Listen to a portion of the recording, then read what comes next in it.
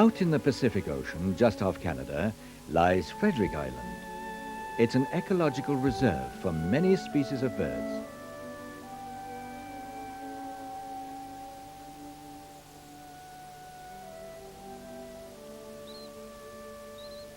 The island is covered with thick vegetation and has been chosen by many varieties of birds as a place to lay their eggs and breed.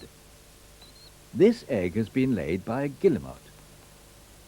It's a bird which belongs to the penguin and puffin family, but its habits are uncommon to the rest of the species. Hatching starts at the beginning of June. For some time, these chicks have heard their parents' voices through the casing of the shell, and as they enter the world, the parent birds leave them.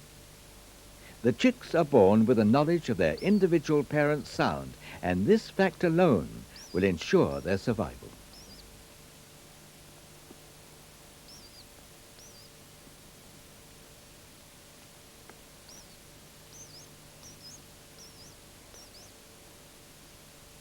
It's only a few hours after hatching, but already the chick's appearance has considerably changed.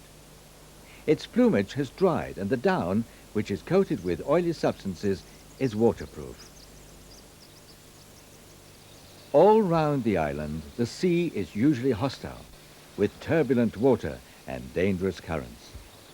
Waves sweep the coast, making embarkation as difficult as returning to the shore.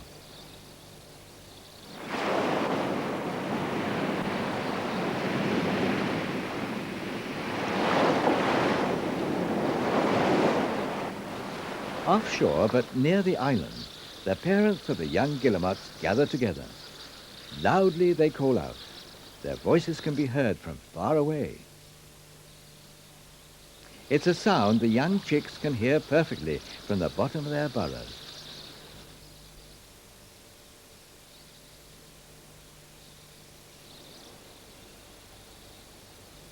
When night falls, the cries of the adults become more urgent. For the chicks, the desire to leave the burrow and join them becomes stronger and stronger.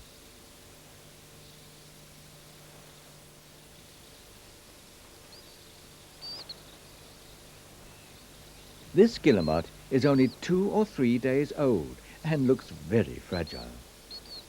The cry from his parents is commanding. Over rocks and tree roots, he hurls himself towards the sea. His only guide is the cry of the adult birds, and an instinct stronger than himself.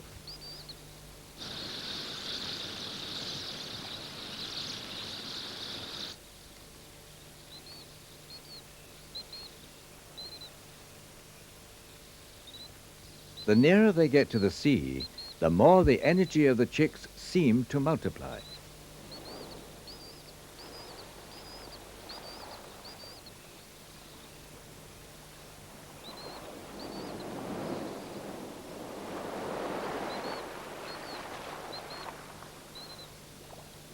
At last, he finds the ocean. Although it's a new environment, he eagerly throws himself into the water.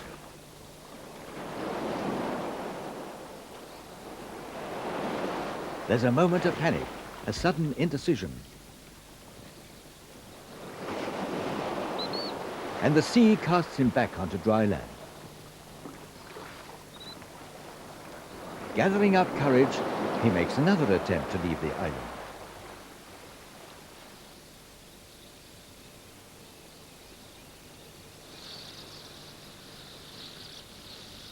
Guillemots nest in dense colonies, and during the night, the young chicks, in greater and greater numbers, respond to the call of their parents.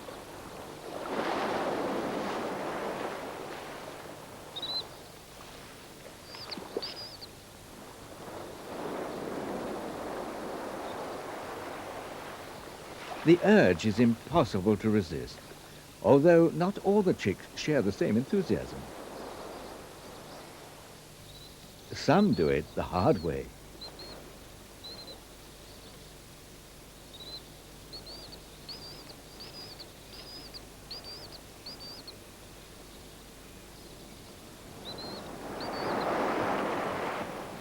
But all have an absolute determination to rush into the water and float like corks, paddling with a frenzy towards the sound of their parents.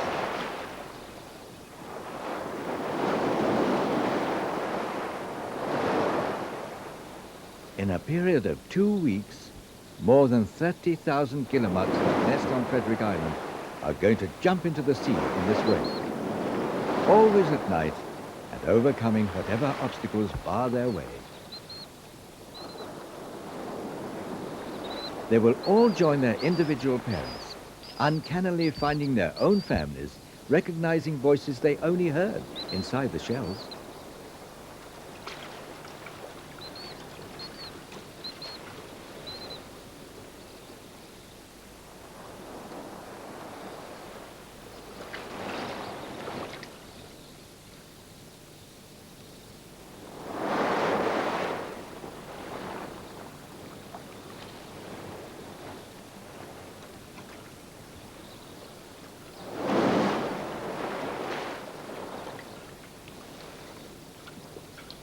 These chicks will learn to survive on the sea. For a period of 3 or 4 years, they will sleep on the waves, eat plankton, small animal and plant organisms that live on the water's surface.